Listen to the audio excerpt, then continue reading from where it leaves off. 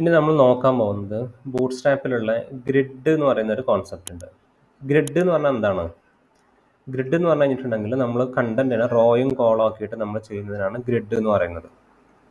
Okay, CSSലെ നമ്മൾ നേരത്തെ പഠിച്ച ഗ്രിഡിനോട് ഇത് കമ്പയർ ചെയ്യണ്ട. ഇത് ആ ഗ്രിഡും കാര്യങ്ങളും ഇവർ ഇന്റേണലി ഉപയോഗപ്പെടുത്തുന്നുണ്ടാവും. പക്ഷേ ഇതെല്ലാം CSS ക്ലാസ്സുകളാണ്, ഡയറക്റ്റ് ക്ലാസ്സുകളാണ്. ഓക്കെ, ഇവിടെ നമ്മൾ ഗ്രിഡ് എന്ന് പറഞ്ഞു കഴിഞ്ഞാൽ റോയും കോളായിട്ട് നമ്മൾ ലേ ഔട്ട് ചെയ്യുന്നതിനാണ്, അതേപോലെ കണ്ടന്റിനെ അലൈൻ ചെയ്ത് കൊണ്ടുവരുന്നതിനാണ് നമ്മൾ ഗ്രിഡ് സിസ്റ്റം എന്ന് പറയുന്നത്. ഇത് ജനറലി പറഞ്ഞു കഴിഞ്ഞാൽ അങ്ങനെയാണ്. അപ്പോൾ ഈ ബൂട്ട് സ്ട്രാപ്പിൽ ശരിക്കും നമുക്കുള്ളത് റോ എന്ന് പറയുന്ന ഒരു ക്ലാസ് ഉണ്ട്, അതേപോലെ കോളം എന്ന് പറയുന്ന ക്ലാസ് ഉണ്ട്. ഓക്കെ, അപ്പോൾ നമുക്ക് എപ്പോഴും കോളം എന്ന് പറയുന്നത് നമുക്കൊരു റോന്റെ ഉള്ളിലാണ് നമ്മൾ കോളം ക്രിയേറ്റ് ചെയ്യുള്ളൂ, അല്ലാതെ റോ ഇല്ലാതെ ഒരിക്കലും കോളം ക്രിയേറ്റ് ചെയ്യരുത്. കാരണം ആ ഒരു ബിഹേവിയർ അതിൻ്റെ അവർ തരുന്ന ബിഹേവിയർ പ്രോപ്പറായിട്ട് വർക്ക് ചെയ്യില്ല. അപ്പം നിങ്ങൾ പിന്നെ ഏത് കണ്ടന്റ് എടുത്ത് നോക്കി കഴിഞ്ഞാൽ, ഇപ്പോൾ നമ്മുടെ കീബോർഡിൻ്റെ സൈറ്റിലെ കണ്ടന്റ് നോക്കുകയാണെന്നുണ്ടെങ്കിൽ ഇതിനെ നമുക്ക് പിന്നെ ഈ ഒരുപാട് റോസ് ആയിട്ട് നമ്മൾ ഇതിനെ കൺസിഡർ ചെയ്യാൻ പറ്റും. ആദ്യത്തെ റോയില് ഇവിടെ ഒരു ലോഗോ ഉണ്ട്, പിന്നെ ഇവിടെ കുറേ നാവിഗേഷൻ്റെ ലിങ്ക് ഉണ്ട്. അപ്പോൾ ഒരു റോള് പിന്നെ രണ്ട് കണ്ടന്റ്, ഇതൊരു കണ്ടന്റും ഇത് മൊത്തത്തിലൊരു കണ്ടന്റും, അതിനുള്ളിൽ നമ്മൾ ഒരുപാട് കണ്ടന്റ്സ് ഇങ്ങനെ. പിന്നെ നമ്മുടെ ബാനർ വരുന്നുണ്ട്, അതിൻ്റെ താഴെ ഇവിടെ ഒരു റോ, ആ റോൻ്റെ ഉള്ളിൽ രണ്ട് കണ്ടന്റ്, ഒരു ഇമേജ് ഉണ്ട്, പിന്നെ ഇവിടെ കുറച്ച് കണ്ടന്റ് കാര്യങ്ങൾ വരുന്നുണ്ട്. ഇതിൻ്റെ ഉള്ളിൽ ഒരു റോ, ഇതൊരു മൊത്തത്തിൽ വന്നൊരു പിന്നെ റോ ആയിട്ട് കൺസിഡർ ചെയ്യുകയാണെന്നുണ്ടെങ്കിൽ അതിനുള്ളിൽ പിന്നെ ഇതൊരു ഈ ഒരു കോളത്തിൻ്റെ ഉള്ളിൽ നമുക്ക് രണ്ട് റോസ് വരുന്നുണ്ട്, ഈ ഒരു ടൈറ്റിലും ടെക്സ്റ്റും കാര്യങ്ങൾ വരുന്നതും പിന്നെ ഒരു ഡിസ്ക്രിപ്ഷൻ കാര്യങ്ങൾ വരുന്നത്. ഇങ്ങനെയാണ് നമ്മൾ കൺസിഡർ ചെയ്യുക. അപ്പോൾ നിങ്ങൾ ഏത് വെബ്സൈറ്റ് എടുത്ത് നോക്കിക്കഴിഞ്ഞാലും, നിങ്ങളിപ്പോൾ ആമസോണിൻ്റെ വെബ്സൈറ്റ് എടുത്ത് നോക്കുകയാണെങ്കിലും ഇതെല്ലാം നമുക്ക് ഈ റോ കോളം കോൺസെപ്റ്റ് കൊണ്ടുവരാൻ പറ്റും. അപ്പോൾ ഇതിൽ ഒരുപാട് കോളംസ് ആയിട്ട്, ഒരുപാട് റോസ് ആയിട്ട് കൺസിഡർ ചെയ്യുക. ആദ്യത്തെ റോയില് ലോഗോ ഉണ്ട്, ഈ ഡെലിവർ എന്നുള്ളതുണ്ട്, പിന്നെ ഈ സെർച്ച് ബോക്സ് ഉണ്ട്, ലാംഗ്വേജും കാര്യങ്ങളും വരുന്നത്. ഇങ്ങനെ ഇതെല്ലാം അതിൻ്റെ ഉള്ളിലുള്ള കോളംസ് ആണ്. ഇങ്ങനെയാണ് റോയും കോളമായിട്ട് നമ്മൾ ക്രിയേറ്റ് ചെയ്യാം. നമുക്ക് എങ്ങനെ ചെയ്യാൻ പറ്റും എന്നുള്ളത് നോക്കാം. അപ്പോൾ നമുക്ക് ചെയ്യണമെന്നുണ്ടെങ്കിൽ ആദ്യം കണ്ടെയ്നർ ഉണ്ട്, കണ്ടെയ്നറിനുള്ളിൽ നമ്മളൊരു ക്ലാസ് ഈക്വൽ റോ എന്ന് പറഞ്ഞിട്ട് നമ്മളൊരു ഡിവ് കൊടുക്കുന്നു. അതിൻ്റെ ഉള്ളിൽ നമുക്ക് എത്ര കോളംസിനെ വേണമെങ്കിലും നമുക്ക് ക്രിയേറ്റ് ചെയ്യാൻ പറ്റും. ഇങ്ങനെ നമ്മൾ കോളംസിനെ ക്രിയേറ്റ് ചെയ്യുന്ന സമയത്ത് ഈ ജസ്റ്റ് കോൾ എന്ന് പറഞ്ഞിട്ട് കൊടുക്കുന്നുള്ളൂ എന്നുണ്ടെങ്കിൽ ഈ റോക്ക് നമുക്ക് എത്ര സ്പേസ് ഉണ്ടോ അതിനെ ഈക്വൽ ആയിട്ട് എല്ലാവർക്കും ഡിവൈഡ് ചെയ്തിട്ട് കൊടുക്കും. അപ്പോൾ നമുക്ക് അതൊന്ന് ക്രിയേറ്റ് ചെയ്തിട്ട് നോക്കാം. ഞാനിതിൽ എക്സ്റ്റൻഷൻസിൽ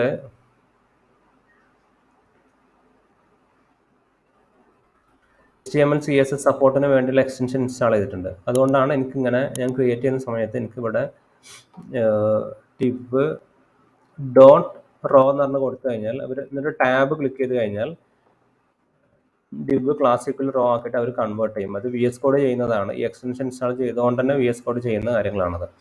അല്ലെങ്കിൽ നിങ്ങൾക്ക് ടൈപ്പ് ചെയ്യാൻ പറ്റും, ഡിവ് ക്ലാസിക്കൽ റോ ഇതുപോലെ തന്നെ ടൈപ്പ് ചെയ്ത് കൊണ്ടുവരാൻ പറ്റും. ഓക്കെ, ഇനി ഇതിൻ്റെ ഉള്ളിൽ ഞാൻ 3 കോളംസ് ക്രിയേറ്റ് ചെയ്യാണ്. കോൾ,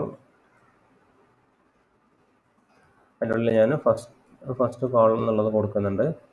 അതേപോലെ ഡിവ് കോൾ,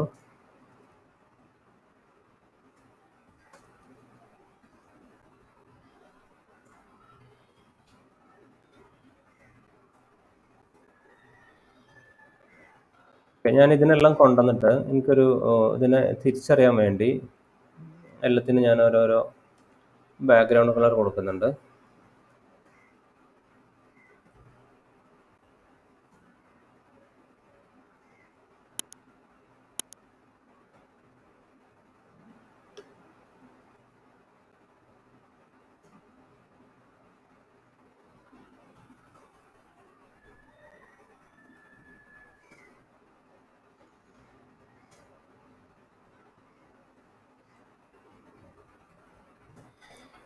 ഇങ്ങനെ 3 ആക്കിയിട്ട് ഞാൻ കൊടുക്കുന്നുണ്ട്.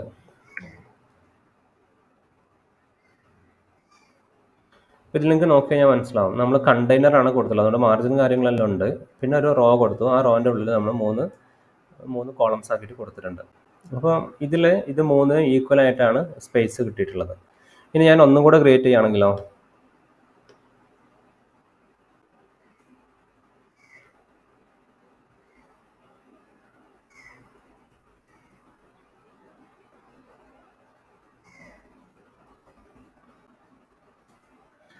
ഈ 4 എത്ര എണ്ണമാണോ ഉള്ളത് അത്രയും എണ്ണത്തിന് ഈക്വലായിട്ട് സ്പേസ് ഡിവൈഡ് ചെയ്യും. ഇതാണ് കോൾ എന്ന് പറഞ്ഞത്. റോനുള്ളിൽ നമുക്ക് എത്രയും കോളംസ് ക്രിയേറ്റ് ചെയ്യാം.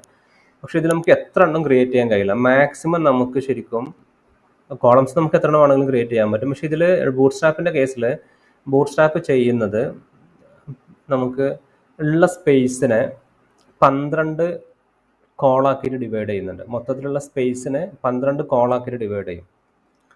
ഓക്കെ, അപ്പോൾ നമുക്ക് ഇതേപോലെ പിന്നെ ഒരു റോയിൽ എത്ര കോളംസ് ആണെങ്കിലും നമുക്ക് ഇതേപോലെ ക്രിയേറ്റ് ചെയ്യാൻ പറ്റും. കോൾ വെച്ചിട്ടാണെങ്കിൽ എല്ലാത്തിനും ഈക്വൽ സ്പേസ് വെച്ചിട്ട് ക്രിയേറ്റ് ആവും. ഞാനിതിനും കൂടെ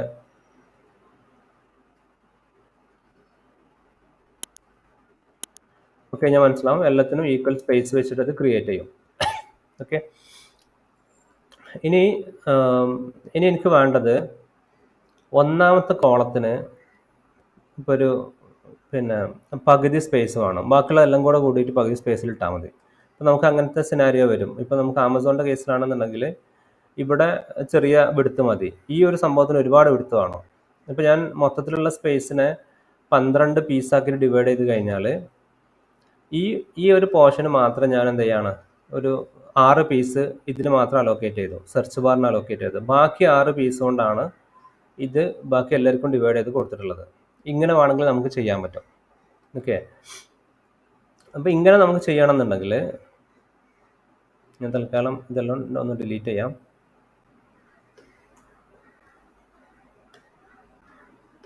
ഓക്കെ, ഇങ്ങനെ എനിക്ക് ഒരു പെർട്ടിക്കുലർ കോളത്തിന് അല്ലെങ്കിൽ ഒരു കോളത്തിന് ഇത് ഇങ്ങനെ ജസ്റ്റ് കോൾ എന്ന് പറഞ്ഞാൽ കൊടുത്തു കഴിഞ്ഞാൽ എല്ലാവർക്കും ഈക്വലാണ് കിട്ടുക. ഇനിയിപ്പോൾ ഞാനിവിടെ എനിക്ക് ഒന്നാമത്തെ കോളത്തിന്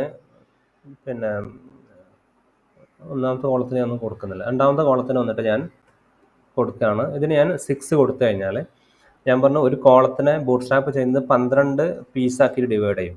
അപ്പോൾ അതിൽ ഞാൻ 6 എന്ന് പറഞ്ഞു കഴിഞ്ഞാൽ ആ 12 പീസിൽ 6 പീസ് ഇതിന് തന്നെ കൊടുത്തു. ഓക്കെ, ഇവിടെ ഒന്ന് നോക്കി കഴിഞ്ഞാൽ അറിയാൻ പറ്റും. ഈ സെക്കൻഡ് കോളത്തിന് ഞാൻ 6 പീസ് കൊടുത്തു. ബാക്കിയുള്ളത് കൊണ്ട് എന്ത് ചെയ്തു, എല്ലാവർക്കും ഡിവൈഡ് ചെയ്തിട്ട് കൊടുത്തു. ഓക്കെ, ഇനി എനിക്ക് 6 പീസ് ഇവിടെയും 3 പീസ് ആദ്യത്തതിനും കൊടുക്കണം. ഇങ്ങനെ കൊടുത്തു കഴിഞ്ഞാൽ എന്താ സംഭവിക്കുക, 6 ഇതിന് കൊടുത്തു, 3 ഇതിനും കൊടുത്തു, ബാക്കിയുള്ളത് കൊണ്ട് രണ്ടാൾക്കും ഈക്വലായിട്ട് ഡിവൈഡ് ചെയ്തു. ഓക്കെ, ഇങ്ങനെ നമുക്ക് ചെയ്യാൻ പറ്റും.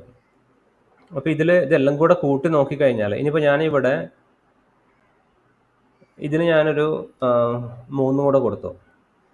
അപ്പോൾ എത്ര സംഭവിക്കാം, 3ഉം 6ഉം 3ഉം, അപ്പോൾ 12 അല്ലേ? ഇങ്ങനെ കൊടുത്തു കഴിഞ്ഞാൽ നെക്സ്റ്റ് കൊടുക്കുന്നത് അടുത്ത റോക്ക് ചാടും. കാരണം ഇതിൽ മാക്സിമം 12 പീസേ ഉള്ളൂ.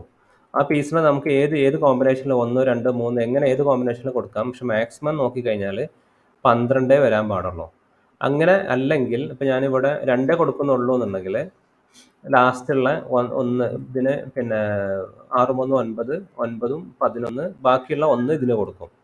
ഇനി ഇതിൻ്റെ മേലോട്ട് പോയി കഴിഞ്ഞാൽ 12ൻ്റെ മേലോട്ട് പോയി കഴിഞ്ഞാൽ അതിനെ അടുത്ത റോയിലോട്ട് അത് ഓട്ടോമാറ്റിക്കായിട്ട് കൊണ്ടുപോകും. അടുത്ത റോക്ക് അത് ഫാൾ ബാക്ക് ചെയ്യും. അത് പ്രത്യേകം ശ്രദ്ധിക്കുക. മൊത്തത്തിൽ ഇതിൽ ചെയ്യുന്നത് ഗ്രിഡ് സിസ്റ്റത്തിൽ ബൂട്ട്സ്ട്രാപ്പിൻ്റെ ഗ്രിഡ് സിസ്റ്റം എന്ന് പറയുന്നത് സ്ക്രീനിനെ 12 പീസാക്കിയിട്ട് ഡിവൈഡ് ചെയ്യുന്നു. എന്നിട്ട് നമുക്ക് ഈ ജസ്റ്റ് കോൾ എന്ന് പറഞ്ഞാൽ കൊടുക്കുന്നത് ഈക്വലായിട്ട് കൊടുക്കും. അല്ലെങ്കിൽ നമുക്ക് ഓരോന്നിനും എത്ര വേണ്ടെന്നുള്ള രീതിയിൽ നമുക്ക് അലോക്കേറ്റ് ചെയ്യാൻ പറ്റും. അങ്ങനെ നമ്മൾ അലോക്കേറ്റ് ചെയ്യുകയാണെന്നുണ്ടെങ്കിൽ മാക്സിമം എല്ലാം കൂടെ നോക്കി കഴിഞ്ഞാലും 12 വരാൻ പാടുള്ളൂ. അതിൻ്റെ മേലോട്ട് വരികയാണെങ്കിൽ നെക്സ്റ്റ് റോയിലോട്ട് അതിനെ ഫോളോ ചെയ്യും. അപ്പോൾ ഈ ഒരു കോമ്പിനേഷൻ വെച്ചിട്ട് നമുക്ക് എങ്ങനെ വേണമെങ്കിലും കണ്ടന്റിനെ കൊടുക്കാൻ പറ്റും. ഇനി എനിക്ക് ഒരു പെർട്ടിക്കുലർ കോളത്തിൻ്റെ ഉള്ളിൽ എനിക്കിനി ഒരു റോം കൂടെ ക്രിയേറ്റ് ചെയ്യണം. ഒരുപാട് റോസ് ക്രിയേറ്റ് ചെയ്യണമെങ്കിൽ അത് എനിക്ക് ചെയ്യാൻ പറ്റും. ഇപ്പോൾ നമ്മൾ നേരത്തെ കണ്ട പോലെ നമുക്കിവിടെ ഈ ഒരു കണ്ടന്റ് കൊണ്ടുവരാൻ വേണ്ടി ഒരു കോളത്തിനുള്ളിൽ ഞാൻ 3 കോളാക്കിയിട്ട് കൊണ്ടുവരാണ്. അങ്ങനെ എനിക്ക് കൊണ്ടുവരാൻ പറ്റും. ഒരു കോളത്തിനുള്ളിൽ 3 റോ ആക്കിയിട്ട് കൊണ്ടുവരാണ്. അങ്ങനെ എനിക്ക് കൊണ്ടുവരാൻ പറ്റും. അപ്പോൾ ഞാനിവിടെ വന്നിട്ട് div ഒരു റോ, ഇതിനുള്ളിൽ വന്നിട്ട് ഞാൻ ഒരു H1ൻ്റെ ഉള്ളിൽ ഞാൻ ഒരു ഹെഡിങ് കൊടുക്കുകയാണ്.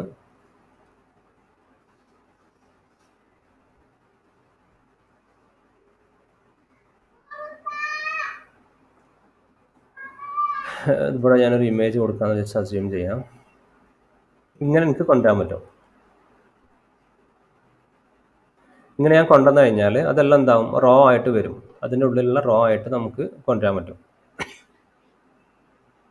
ഓക്കെ, ഈ ഒരു ഓപ്ഷനും പോസിബിൾ ആണ്. ഇങ്ങനെ നമുക്ക് ഒന്നിൻ്റെ ഉള്ളിൽ ഒരുപാട് റോസ് ആക്കിയിട്ട് നമുക്ക് അതിനെ കൊണ്ടുവരാൻ പറ്റും. ഇനി നിങ്ങൾക്ക് ഇനി ഇത് റോ ആക്കണം എന്നുണ്ടെങ്കിൽ നിങ്ങൾക്ക് ബൂട്ട് സ്ട്രാപ്പ് ഉപയോഗിക്കേണ്ട, അതിന് പകരം നിങ്ങൾക്ക് ഇതിൻ്റെ കൂടെ ഫ്ലക്സ് ബോക്സ് ഉപയോഗിച്ചോ അല്ലെങ്കിൽ CSS ഗ്രിഡ് ഉപയോഗിച്ചോ ചെയ്യണമെങ്കിൽ അതും ചെയ്യാൻ പറ്റും. അപ്പോൾ നിങ്ങൾ റോയും കോളും ആക്കാൻ വേണ്ടി നിങ്ങൾ ബൂട്ട് സ്ട്രാപ്പ് ഉപയോഗിച്ചു, അതിൻ്റെ ഉള്ളിലുള്ള കണ്ടന്റിന് വേണ്ടി നിങ്ങൾ ബൂട്ട് സ്ട്രാപ്പ് ഉപയോഗിക്കുന്നില്ല, നിങ്ങൾക്ക് വേറെ ഫ്ലക്സ് ബോക്സും കാര്യങ്ങളും ഉപയോഗിച്ചിട്ടുണ്ടെങ്കിൽ അത് നിങ്ങൾക്ക് ചെയ്യാൻ പറ്റും. പിന്നെ ഇതിൽ വേറൊരു കാര്യം ശ്രദ്ധിക്കേണ്ടത് എന്താ വെച്ചിട്ടുണ്ടെങ്കിൽ, ഇതിൽ ശരിക്കും ചെയ്യുന്നത് ബൂട്ട് സ്ട്രാപ്പ് ചെയ്യുന്നത് എന്തെങ്കിലും മാജിക് അല്ല ശരിക്കും ചെയ്യുന്നത്. ഇതിൽ വന്ന് നോക്കി കഴിഞ്ഞാൽ നിങ്ങൾക്ക് അറിയാൻ പറ്റും, ബൂട്ട് സ്ട്രാപ്പ് ചെയ്യുമ്പോൾ ഇവിടെ റോ എന്ന് പറഞ്ഞു കഴിഞ്ഞാൽ ഇവിടെ ഇവർ ചെയ്യുന്നത് ഡിസ്പ്ലേ ഫ്ലക്സ് ആണ്, എന്നിട്ട് ഫ്ലക്സ് റാപ്പ് കൊടുക്കുന്നതാണ്. ഓക്കെ, അപ്പം ഇതുകൊണ്ടാണ് നമ്മൾ ആദ്യം ഫ്ലക്സ് ബോക്സും കാര്യങ്ങളെല്ലാം പഠിച്ചതിന് ശേഷം ബൂട്ട് സ്ട്രാപ്പ് സാസും എല്ലാം പഠിച്ചതിന് ശേഷം ഇങ്ങോട്ട് വരുന്നത്. അപ്പോൾ ഇവിടെ ഇങ്ങനെ നമ്മൾ ഇത് കാണുമ്പോൾ നിങ്ങൾക്ക് മനസ്സിലാവും, ഇവിടെ ഈ SCSS ആണ് വന്നിട്ടുള്ളത്, സാസ് ഫയലിൻ്റെ SCSS ആണ് ഇവർ ഉപയോഗിക്കുന്നത്. പിന്നെ ഇതിലും ഉപയോഗിക്കുന്നത് ഡിസ്പ്ലേ ഫ്ലക്സും കാര്യങ്ങളും തന്നെയാണ് ഇവരും ഉപയോഗിക്കുന്നത്. അപ്പോൾ നിങ്ങൾക്കും ഇതേപോലെ ഇതിൻ്റെ ഉള്ളിൽ വന്നിട്ട് ഫ്ലക്സ് ബോക്സ് അതിൻ്റെ ഉള്ളിൽ ഉപയോഗിക്കണം എന്നുണ്ടെങ്കിൽ അല്ലെങ്കിൽ നോർമൽ CS ഉപയോഗിക്കണമെങ്കിൽ ഉപയോഗിക്കാം, യാതൊരു പ്രശ്നമില്ല.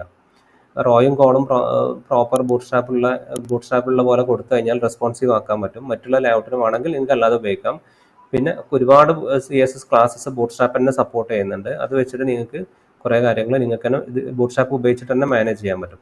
അപ്പോൾ ഇതിൽ ഈ ഗ്രിഡ് സിസ്റ്റത്തിൽ നമുക്ക്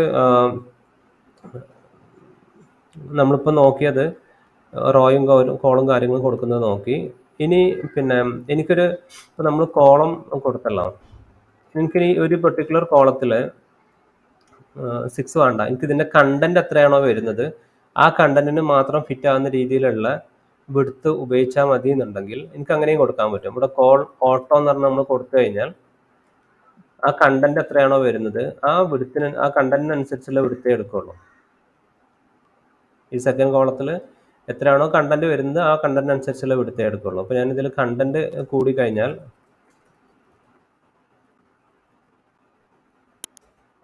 ആ കണ്ടന്റിനനുസരിച്ചുള്ള വിഡ്ത്തായിട്ട് മാറും. ഇങ്ങനെ വേണമെങ്കിൽ നമുക്ക് ഓട്ടോമാറ്റിക്കായിട്ട് അങ്ങനെ വിഡ്ത്ത് അലോക്കേറ്റ് ചെയ്യണമെങ്കിൽ അത് നമുക്ക് ചെയ്യാൻ പറ്റും. ഓക്കെ, അത് കോൾ ഓട്ടോ എന്ന് പറഞ്ഞ് കൊടുത്താൽ മതി. നമ്മൾ റോ നോക്കി, കോളം നോക്കി, പിന്നെ കോളം പാർട്ടീഷൻ ചെയ്യാൻ, എത്ര സ്പേസ് പാർട്ടീഷൻ ചെയ്യാൻ, നമ്മൾ മൊത്തത്തിലുള്ളതിന് 12 പോർഷൻ ഉള്ളതിന് എത്ര പോർഷൻ ഓരോരുത്തർക്ക് വേണമെന്നുള്ള രീതിയിൽ കൊടുക്കുന്നത് നോക്കി. ഇനി പിന്നെ 12നേക്കാളും കൂടുതൽ പാർട്ടീഷൻ കൊടുത്തു കഴിഞ്ഞാൽ അതിന് 12ന് മേലോട്ട് പോകുന്നത് അടുത്ത റോയിൽ ഓട്ടോമാറ്റിക്കായിട്ട് വരും. പിന്നെ നമുക്ക് കണ്ടന്റ് അനുസരിച്ച് കൊടുക്കണം എന്നുണ്ടെങ്കിൽ കോൾ ഓട്ടോ എന്നുള്ളതും നമുക്ക് ഉപയോഗിക്കാൻ പറ്റും.